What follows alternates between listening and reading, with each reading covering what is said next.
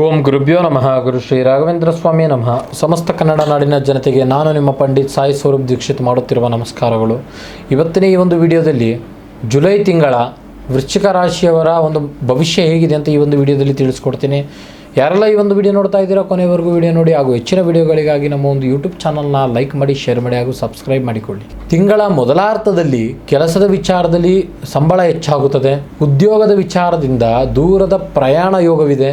4ನೇ ಮನೆಯ ಶನಿಯ ದೃಷ್ಟಿ ಇರೋದ್ರಿಂದ ಉದ್ಯೋಗ ಮತ್ತು ಕೆಲಸದ ವಿಚಾರದಲ್ಲಿ ಫಲಿತಾಂಶ ಬೇಗ ಸಿಗಲಿಕ್ಕಿಲ್ಲ.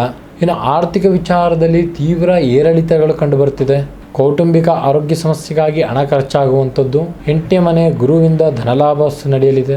ಈ ತಿಂಗಳು ಯಾರಿಗೂ ದೊಡ್ಡ ಪಟ್ಟದಲ್ಲಿ ಸಾಲವನ್ನು ಕೊಡಬೇಡಿ, ಹಾಗೂ ನೀವು ಕೂಡ ಸಾಲವನ್ನು ಖರೀದಿ ಮಾಡಬೇಡಿ. ಇನ್ನು ವ್ಯಾಪಾರಸ್ಥರಿಗೆ ಈ ತಿಂಗಳು ಒಂದು ದ್ವಿತೀಯಾರ್ಥದಲ್ಲಿ ಹೊಸ ಆಶಾ ಕಿರಣಗಳನ್ನು ತಂದುಕೊಡುವಂಥದ್ದು. ಜುಲೈ 16ನೇ ತಾರೀಕು ಸೂರ್ಯ ಮತ್ತು ಮಂಗಳನ ಭಾಗ್ಯಸ್ಥಾನದಲ್ಲಿ ಬರೋದ್ರಿಂದ ಹೊಸ ಒಪ್ಪಂದಗಳು ನಿಮಗೆ ಬರುವಂಥದ್ದು.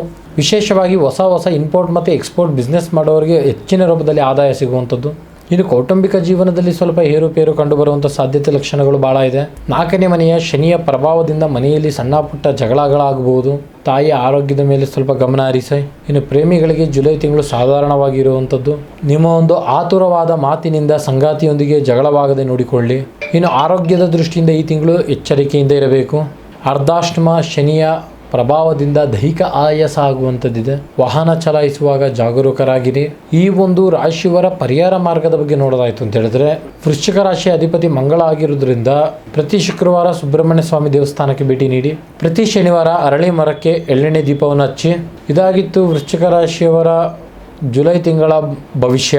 ನಿಮ್ಮದು ಕೂಡ ವೃಶ್ಚಿಕ ರಾಶಿ ಆಗಿದ್ದರೆ ಸುಬ್ರಹ್ಮಣ್ಯ ಸ್ವಾಮಿ ಎಂದು ಕಮೆಂಟ್ ಬಾಕ್ಸ್ನಲ್ಲಿ ಕಮೆಂಟ್ ಮಾಡಿ, ಹಾಗೂ ಹೆಚ್ಚಿನ ಜನರಿಗೆ ಈ ಒಂದು ವಿಡಿಯೋನ ಶೇರ್ ಮಾಡಿ. ಇನ್ನು ಮುಂತಾದ ನಿಮ್ಮ ಜೀವನದ ಯಾವುದೇ ಗುಪ್ತ ಕಠಿಣ ಸಮಸ್ಯೆ ಇದ್ದರೂ ಕೆಳಗೆ ಕಾಣುತ್ತಿರುವ ನಂಬರ್ಗೆ ಸಂಪರ್ಕಿಸಿ, ಹಾಗೂ ಸಾಧ್ಯವಾದಲ್ಲಿ ನೇರವಾಗಿ ಬಂದು ಭೇಟಿ ಮಾಡಿ. ಧನ್ಯವಾದಗಳು.